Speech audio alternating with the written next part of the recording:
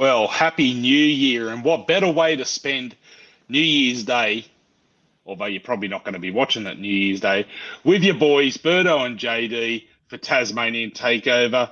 JD, happy New Year. How are you, mate? Happy New Year. I'm looking forward to adding another bit of silverware to the cabinet this year. Hope so. It's starting to look very, very nice, but let's just hold back a moment. Let's just ease our excitement, and we'll do a little bit of housekeeping. Of course, this is Tasmanian Takeover, your Tasmanian JackJumpers fan for fans podcast, brought to you by the Basketball Fix. Make sure you check out thebasketballfix.com for all your NBL news and insights. They're on YouTube, they're on Facebook, they're on Instagram, they're on X, they're on TikTok, they're everywhere. Heck, I believe they've also just started a Blue Sky account. So if you're on the Blue Sky, the Twitter or X alternative, get across there. And it has been absolutely fantastic. This is episode 3, to see the comments and the support for and the views and listens for our first couple of episodes. How good is it to see a little old podcast like this just come out of nowhere and chock it up the views, JD? Oh, it's excellent to see some of the rubbish that we talk on here actually connecting with the people. Do you know what I mean? Who would have thought? Mate, absolutely. I mean, I've got to admit, when we got started with this, I'm like, oh, God, is this going to be an absolute burning trash fire? But looks like we found an audience. So, yeah, please continue to share, continue to tune in. We're going to continue to bring it to you each and every week throughout the season. And what we'd also like you to do is please like and subscribe. It really does help. I know if you've ever listened to any content creator, they bang on about how you've got to like and subscribe, but it really does help to sit there and make sure that we get through the algorithms and all that rubbish to make sure that we're being found organically by those who maybe haven't heard of us or are talking to our fantastic listeners already. And to help, we're going to start to put all the shows and all the ways to listen all in one nice little place. We've created a microsite. So, of course, you can obviously access everything to do with the Basketball Fix and the various different NBL fan-based podcasts over at basketballfix.com. But we've also created a beacons site. So, beacons.ai /Tasmanian Takeover. We'll whack it in all the socials and whatever else. But we'll collate everything together. So it probably won't be as fast as obviously heading to the Basketball Fix. We'll let those boys do what they need to do, and then we'll try and tidy it up and put a nice pretty bow on it so you can start enjoying our dulcet tones almost immediately in one location. All right, well, before we get into the basketball news and start looking at the games that have been before, have come and what's coming up, JD, what's been going on in your world, mate? Oh, look, I think it's probably pertinent to start by sharing our condolences to the families of the sailors lost in the Sydney to Hobart this week. The Sydney to Hobart's a massive event in Hobart on Boxing Day every year, and to lose 2 sailors, Roy Quaden and Nick Smith, is pretty heartbreaking. So I really felt for those families as an ex Navy man. I've sailed all around the world. The roughest seas I was ever in was the stretch between Albany and Sydney. That weather is really no joke. And the guys that are sailing in boats that are no longer than 3 Ford Rangers is absolutely crazy, because it was a nightmare trip in a military ship. So my heart goes out to those families. I hope they're doing okay. Yeah, it's definitely a bit of an extreme sport when you think about it. It's probably not even listed as an extreme sport, but I'll tell you what, being out on those seas, as rough as they can get, absolutely, not my cup of tea. So yeah, definitely condolences go out to the families of those lost. In other news, I was going to say, mate, you've got to pick us up a little bit here, a little bit light, eh? Yeah, JD comes along just to make us all feel a little bit rough. Yeah, good on you, mate. Sorry about that. I got a message from my sister-in-law the other day. she received some mail, and it had been sent to the wrong address. It was a pretty red envelope, and it had been sent by someone in Seattle. And the person who it was addressed to was a name we might recognise in Clint Steindl. Nice. My sister received a Christmas card that was addressed to Clint Steindl, so she had to go a couple of blocks over and knock on Clint's door and deliver it by hand. That is and fantastic. had a chat to him as someone who has no idea about basketball. So oh no. Well, I suppose at least it's not going to be like, someone coming along who's just going to bash his ear for the next, hour and a half talking all things basketball to when he just wants to have some family time. Oh, look, no doubt she did bash his ear for an hour and a half, but it had nothing to do with basketball. That's probably a good sanity relief then. For sure. I must admit, it's one of the things I really do love about Tasmania having a team, and having a team that's so integrated into the community like the JackJumpers. You can be down at the local shops and you'll see the boys just out doing their thing. Just literally walking through Woolies, Coles, whatever, doing the shopping. You'll see them down at the beach, heck, down at the pub. I remember very early on before the season actually commenced, being down at Cooley's Hotel and Family Day. And who happened to be there but Majok Deng.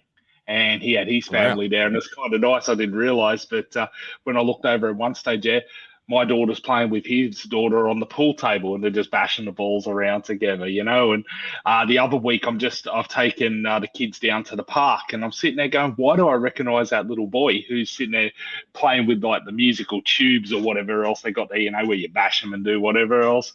And it turns out that it's Milton Doyle's little boy, who everyone knows from the presses anyway. Yeah. So I was like, right. Yeah, it turns out I think it was. I can't remember which one of his kids it was birthday, but they were over in the far back there, funnily enough, over near where the basketball ring is. And you could see Milt was there, and I recognise Gigi was over there as well. And yeah, it was just fantastic. Crazy. But it's so good to just be in the community and seeing the boys just living the life. And I mean, I'm not the sort of person who runs up to them, oh my God, I'm such a big fan of that. As far as I'm concerned, that's family time. Let them have family time. I'd hate for someone to come and, harass me, particularly some big bullfed like myself. Oh, I'm your biggest fan, while I'm trying to enjoy time with my family. But I think it's just really cool that they're really integrated into the community, that, let alone all the other cool stuff they do where it is actually part of their 9 to 5, if you will, with, all the classes and the camps and whatnot that they do and getting out to the schools and whatnot. I think it's fantastic. Yeah, and honestly, the amount of development that's going on in and around the Kingston and everything. I know the park you're talking to. That is sensational. That is such a great spot to take the kids down, and it really helps that we're getting these facilities built for the JackJumpers, but Kingston itself has just come such a long way since it was that site was actually where I went to school. I always said that they should have raffled off the right to press the demolition button when they blew it up. I reckon they would have made a fortune. Oh, love it. All right. Well, I think it's time to get into talking a little bit of basketball. So let's get into the Nest on Notice, as I'm affectionately calling our news section. And I think the biggest news, which isn't 100% JackJumpers related, but by God, did my heart miss a beat and then start to feel a little bit broken when I heard that Josh Adams, JA, signing with the Brisbane Bullets. Now, look, it's no secret that there was a bit of hoo-ha. I'll just leave it at hoo-ha. That's probably the best way of putting it, because certainly not involved in the conversations and the negotiations and whatever happened at the end of their first season. And it's no secret that JA went on social media and said a few things that was potentially not taken very kindly from, I'd say, Scott in the back office, but, we'll leave it at that. Yes, I'm excited that he's coming back to the NBL. But, man, I don't want him wearing that colour jersey. It's heartbreaking to see my favourite player. My first ever Jackie's jumper. I've got a foundation jumper that I bought pretty soon after we started, and that's got the name Adams on the back. That's gonna now hurt. I don't know what to do with it, so I can never wear that again. And unfortunately, the jersey that you can see if you're watching online is my my Tassie Devils inspired jersey that we wore for Heritage Round.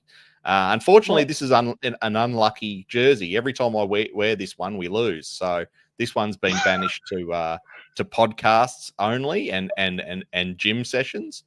Well, I think we need to talk about that, because if you're only wearing it on the podcast and we're going to be talking about the games that are upcoming, this won't want to be a bloody omen. Remains to be seen. If we lose the next two. Our listeners are here to back me up. You're on bloody notice, all right?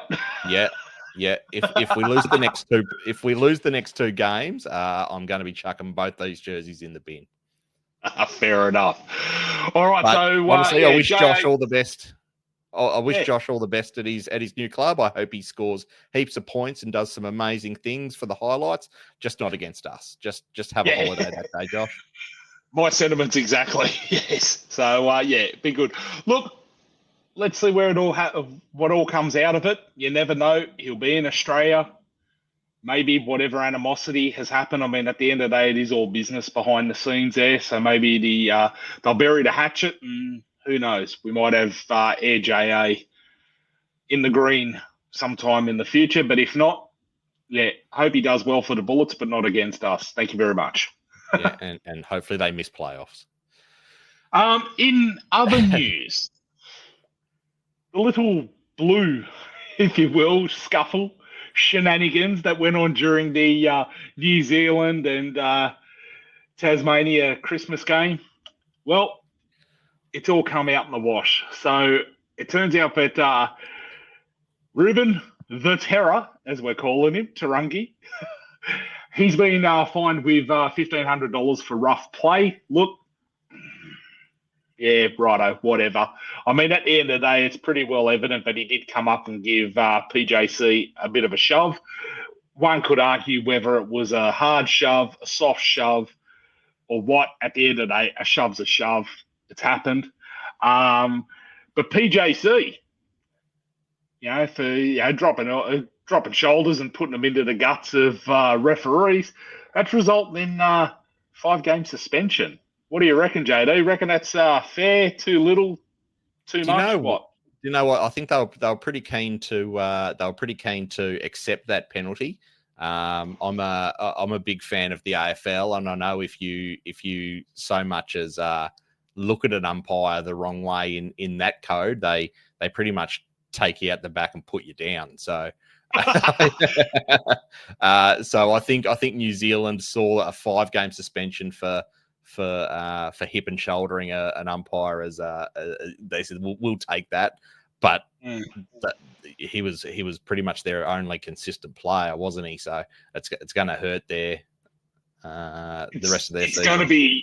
It's going to be a real nightmare for them. And look, I agree. I think they really have weighed it up and gone, this isn't a bad outcome considering. I mean, when you go back and watch some of the replays, okay, you can see the PJC's gone to go Deng. Then he's had the shove from Ruben. What I don't quite understand is what his thinking was. He almost diverted the direct path to Ruben to give Michael Aylan a bit of a hip and shoulder. Look, we've all been there, haven't we? We've all wanted to give one of the umpires one on the way through. Yeah, and look, that's an interesting point too, because there was a question that was asked on this week's overtime that had New Zealand been in a better position, would PJC have potentially lost his shit the way he had? And I think that's all it was that it was just frustration that had come through. It's the heat of battle. Mhm. And maybe if they were in a better position, maybe he mightn't have reacted the way he did. But unfortunately, because he did go off, and I mean, he had daggers in his eyes. Someone was getting hurt. Yep. He was out for Tarangi blood for sure. Absolutely. All right. Well, it'll be interesting to see how the Breakers fare post this suspension. 5 games at this point of the season is scary for any team. Look, PJC is a fantastic player. Hopefully this doesn't impact his perception by the rest of the league, and we either see him back next season, whether it be with the Breakers or with another team. We shall see just what this does, but don't go knocking over the refs. It's not worth it. All right, well, let's move into Ant Attack, where we start to look at the games, what has come, what is coming. And the first game, obviously, to talk about is going to be the game that was played on the 29th. Brisbane Bullets, MyState, 95-86, Jackie's way. What a game. What a game. What a win. Solid win there. I mean, look, this puts us into 8 straight wins. Our third now without Magnay? Yep. And I think it really does show that the team is firing. And look, we have commented on the first episode that it's not uncommon for the JackJumpers to have a slow start. Mm-hmm. Our past 3 seasons, we've had that up and down at the beginning, but we tend to, maybe it's just my personal observation, but we tend to get to the fever break. And then after the fever break, it's almost like we've just clicked. I don't know, maybe that time off or whatever. Being able to get there and hit the grit and grind and keep practicing through really does us well. But I think we've found our stride. And one thing that really solidifies this comment is the fact that it was a complete team effort during this Bullets game. What were your observations, Jado? Exactly that. Every player who came on the ground had some sort of impact on the game. It was as good a team effort as I've seen since I've been watching the Jackies the last 3 years. It was incredible to see. Obviously, there were some absolute standouts. I don't think in the last 3 weeks, I don't think we've talked about Milton Doyle enough on this podcast, and it was so good to see him come back and take the game by the scruff of the neck.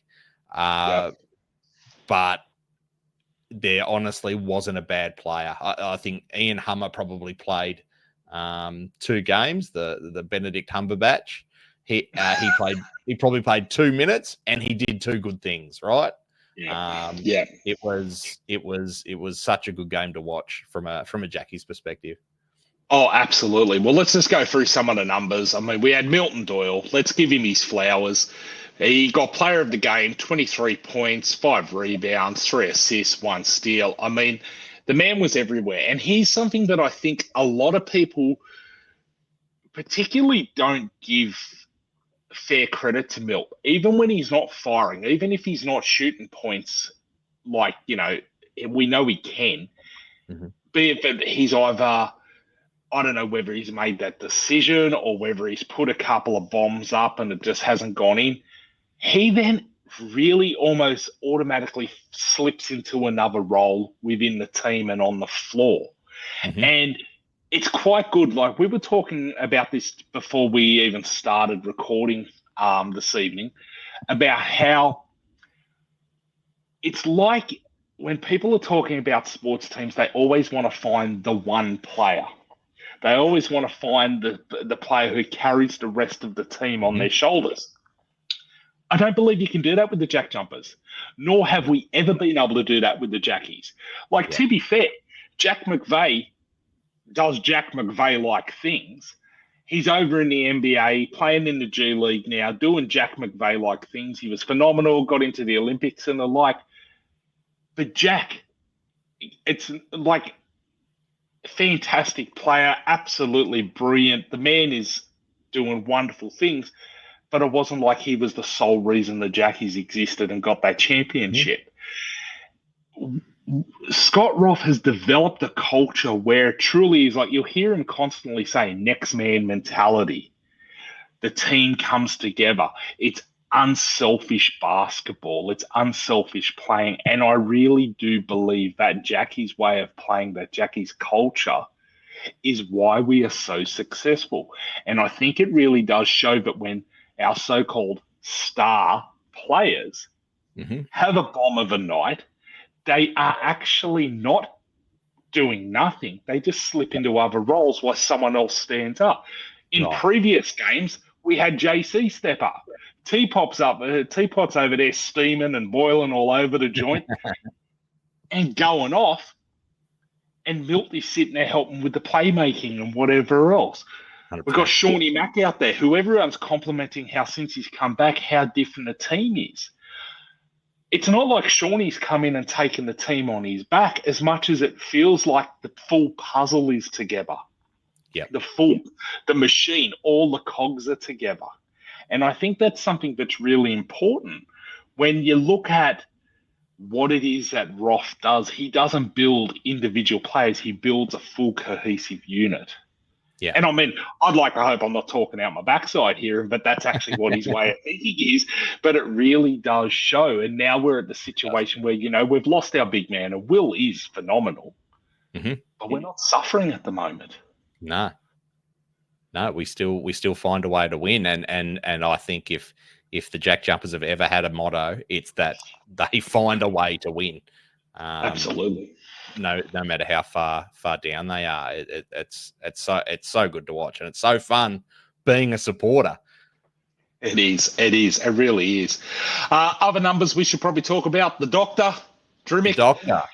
He was unstoppable. 19 points, 5 rebounds, 1 assist. The forgotten one, Mr. Deng, with the legs up around the ears again. That was a mean jam he put away in that, I think, what was it, the fourth quarter or something?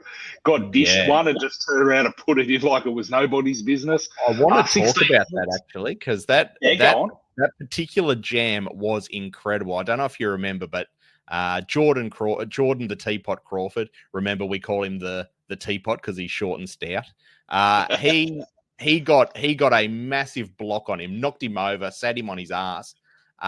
He jumped straight back up, got the ball back, and then dished it off to Deng, who finished it off and just carried on like he had every right to do. Absolutely. It was phenomenal. It was a fantastic bit of basketball. Really sensational to watch. May get a highlight reel, but even if it didn't, it's that kind of playing. But yeah, it is. It's exciting to be a fan. It really is. We were talking about it as well before we came on tonight. Seany Mac. I mean, he's a guy that spent the first couple of seasons as a development player, and now you tend to forget that he's even was a development player. Here he is, 4th season in the starting 5, and by God, he is just an absolutely instrumental piece in the machine, isn't he? Yeah, he really is, and I mean, he only I think he ended up with, what was it, 10 points last game. But what I want to zone in on is his 5 assists. What Seany Mac is there to do is to make everyone better, and he plays that role so well. We are better as a unit when he's on the court. 100%. One massive look. It's no secret that playing at MyState, they've talked about different arenas, different courts being a fortress. Yeah, good luck. MyState, I think, will take and continue to take the crown for that for a long time. And I don't know whether it's just based on size. I don't know whether it's based on... Look, it's definitely based on fan base. We go loud. And I mean, I'm the sort of guy who's gone to numerous metal concerts. And anytime I go to MyState, my ears ring. And the last time that's happened for me at a metal concert's when I'm stupid enough to stand under the PA system. So go figure. And no, I'm not just listening to soft metal either. We're listening to some of the real hard shit. I just have to put that in there. But this is not Evanescence we're talking about. No, mate. No, not at all. We've got that full Cookie Monster shit going on. But no, it is a fortress. MyState, it really is the nest. And I think what's also really important by comparison, though, is that it's not just being down here in Tassie either, because we don't do so well at our other location, being the Silver Dome. It's kind of our kryptonite. Yep. So, look, MyState it does give us the home court advantage, but I don't think in this particular game, I think we were just playing that well, but I don't think it was that big a deal that we were at home. I think we would have played this well anyway, and it'll be interesting to see how we go on the 5th of January when we go up against Southeast Melbourne. So let's get into talking about Southeast Melbourne. It is at MyState. It is on the 5th of January. They've beaten us at the Silver Dome. Okay. We're on a run. We have the home court advantage at MyState. Yep. They're playing quite well, and they've had a couple of really decent wins. Yep.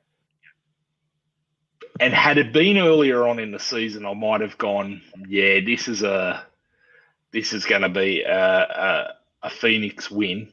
But I'm giving this one to the JackJumpers. What do you reckon? Yeah, I've been looking at the numbers. They've like you said, they're on a run. They've won 4 of their last 5. They're averaging 91 points per game, which in JackJumper terms, if we're putting a JackJumpers defense against that, that's about 60 points. that's not gonna be enough against the JackJumpers. That's a really good point what you say there about defense, because I mean early on in our season, there was a lot of talk about how, we weren't producing high scores. Mm-hmm. But in the same breath too, our opposition weren't producing high scores against us either. So that is one thing. You got to come up against our defense, and we are known to keep it down. Yep. Now I know they just beat the Illawarra Hawks, but I honestly didn't take much out of that game. That was just who can score the most buckets.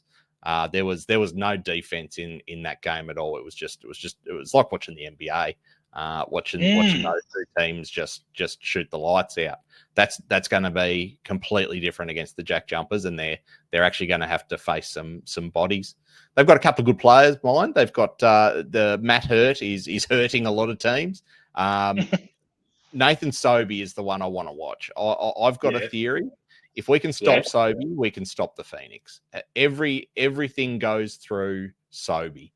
If we can put the squeeze, if we put Seany Mac on him, put Milton on him, squeeze him up, I think we run away with this one.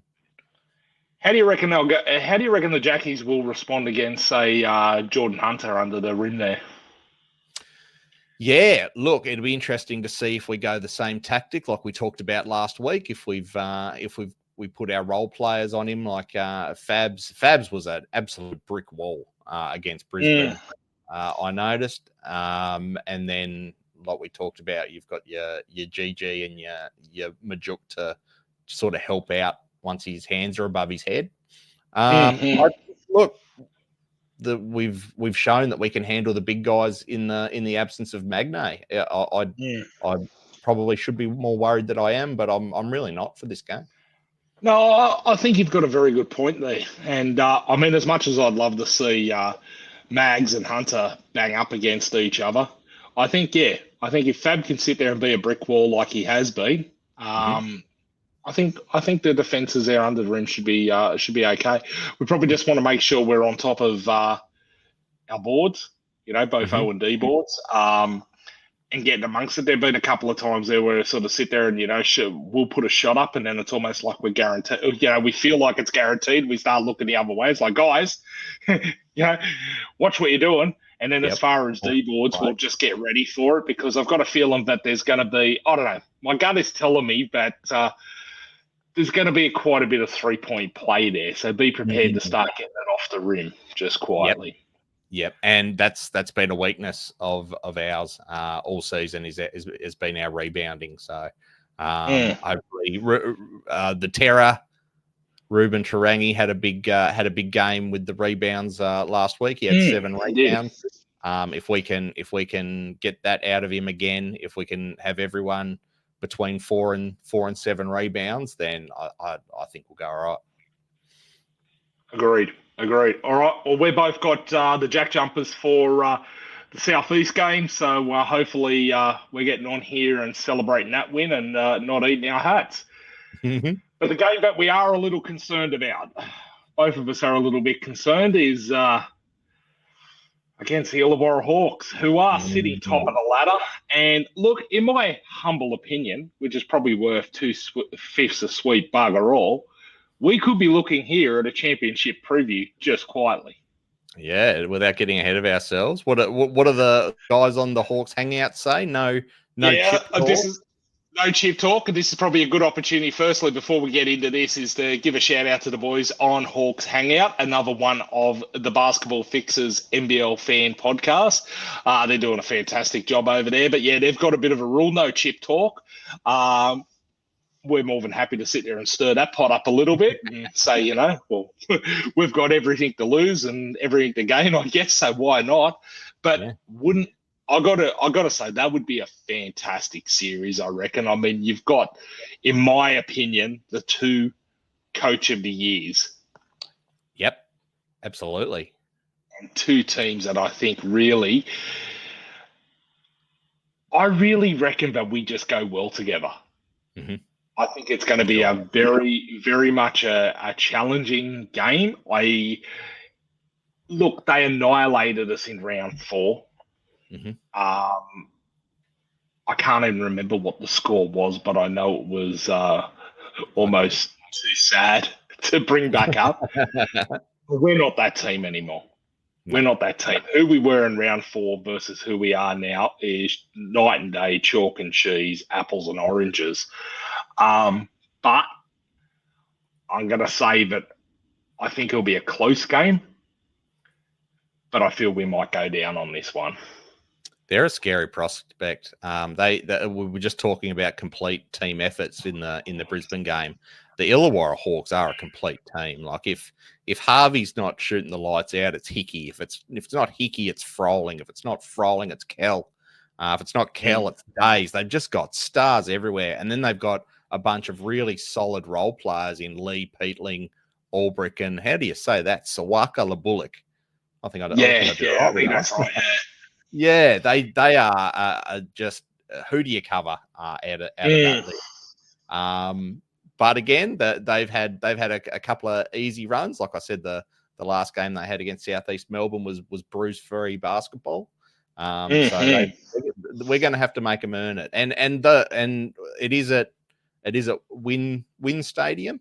And it is a Win Stadium, which, look, to be fair, had this been down at MyState, I probably would have said, I think we've got this one. I think the travel up to Illawarra, the playing in their den is going to be what might just be the differentiator for this one, and why I'm leaning towards the Hawks getting this. But I'll tell you what, I'd love to be on this podcast next week saying, 2-2, baby, 2-2. They've got some incredibly passionate fans. There's only 13 of them, but they are very passionate. Absolutely. And our mates on the Hawks Hangout make up 2 of them. Yeah, that's right. Look, I've been trying so hard to find something mean to say about the Illawarra Hawks. All I could come up with was they don't have any fans and they haven't got any sponsors. So if anyone is listening to this, is a CEO of a major company, please give some money to the Illawarra Hawks so it doesn't look like they're wearing their pajamas during playoffs. That's low-hanging fruit, but yeah, true.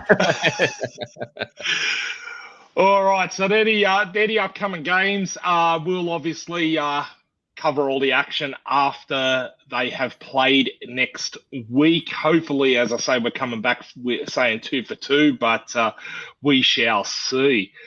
All right, well, we now get to the part of the show where we talk about what's going on in the community and abroad, and this is Ant Army Antics. And look, the first thing we'll do is let's cover off our man, Jack McVeigh, who just had an absolute ball terror of a game the other day against the Santa Cruz Warriors. What did he pull? 20 points, 9 rebounds, 4 assists, 1 steal, 2 blocks in 40 minutes of play. I mean, the boy was on fire. Yeah, I watched the highlights. All I could find was the game highlights, and they didn't show a lot of him. But what they did show was a couple of his assists, and you can just see it. He is the glue guy to the Grand Valley Vipers. They are just loving having him over there, I think, and being part of the team. And do you know what? I was watching those highlights. I'm counting on Jack to develop some really good relationships over there, because some of those players in that G League, man, geez, they can play.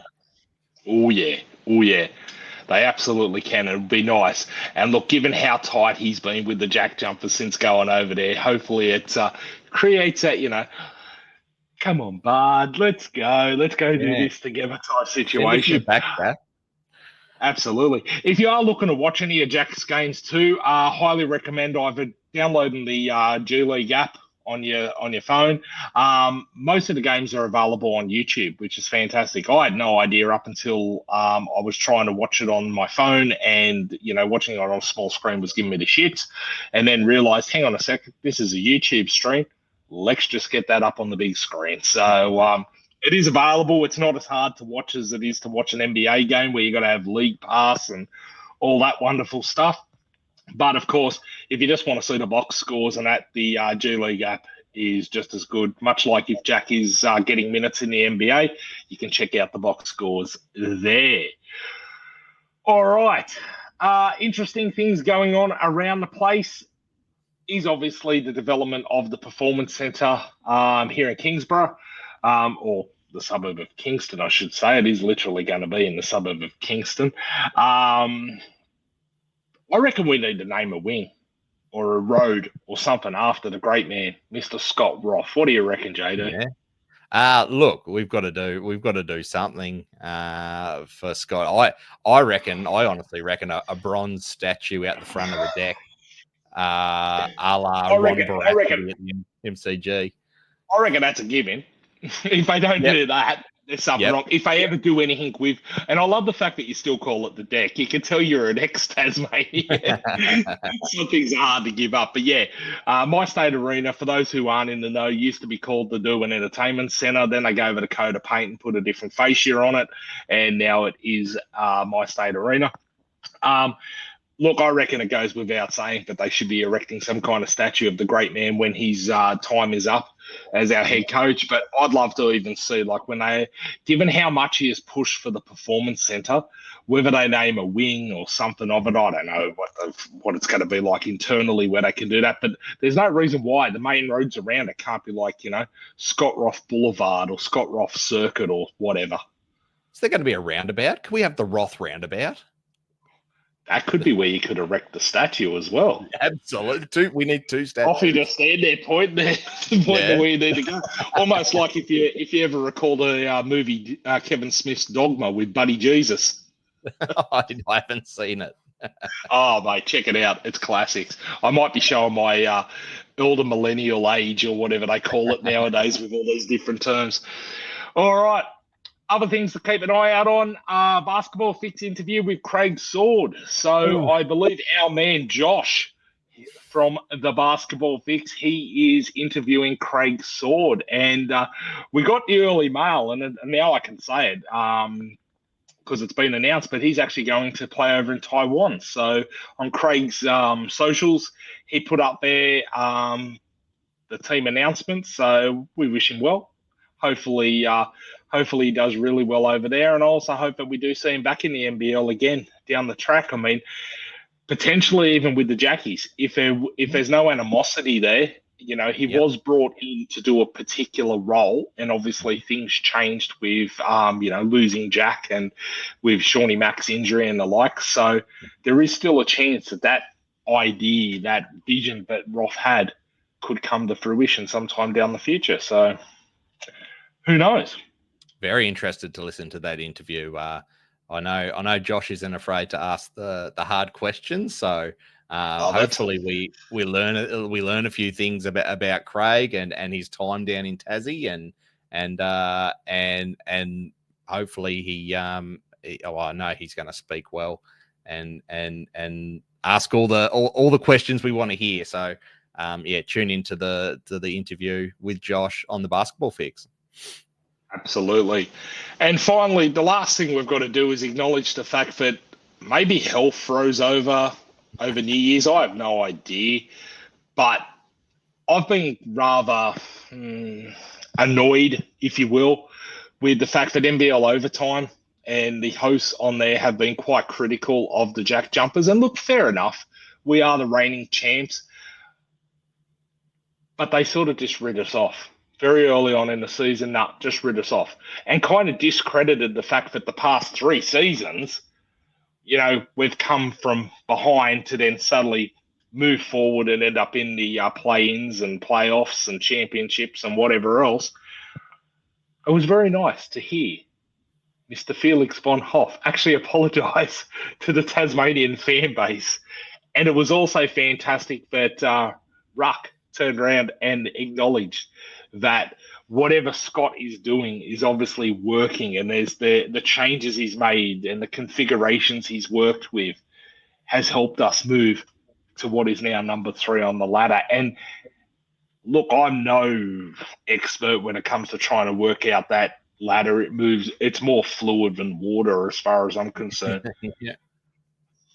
But it looks like it's going to take actual things to move us out of the number 3, if that makes sense. So I don't want too many people counting us in at this stage. We thrive when people aren't giving us a hope. So and I noticed that when Felix apologized, he said, but you guys play one bad game and I'm going to be straight on Twitter. So I'm sure he will. Keep counting us out. That's our fuel. That's what I want. Look, what I'll say is it just gives more avenue. We're a true fan for fans podcast, and they're the media hype train. So, they've got to do what they're going to do, and we're going to see it as the fans see it. So, if you want to hear fans for fans, make sure you tune into Tasmanian Takeover every week, and more importantly, all the other fantastic NBL shows on Basketball Fix. And if you want to listen to that fluff, go nuts. And I've just decredited myself for any media opportunities, but it's all we love. I do like hearing. I do watch NBL Overtime religiously, so I probably should put that out there as well. Well, JB, that's another one in the bag, mate. Looking forward to the games coming up in the next couple of days. Yeah, there was a lot to go through this episode, and I think we've done it justice, and I've got my fingers crossed that the Jackies can prove me wrong up in Illawarra and prove me right against South Melbourne. 100%. All right, well, if you've gotten this far and you've listened to the whole show, thank you very much for staying tuned in and not just turning it off the moment that we started talking. Do make sure you do follow the Basketball Fix on all the socials accounts. Big like and follow. Make sure you give us the big like and follows on all the various channels that you get your podcasts and your podcast videos from.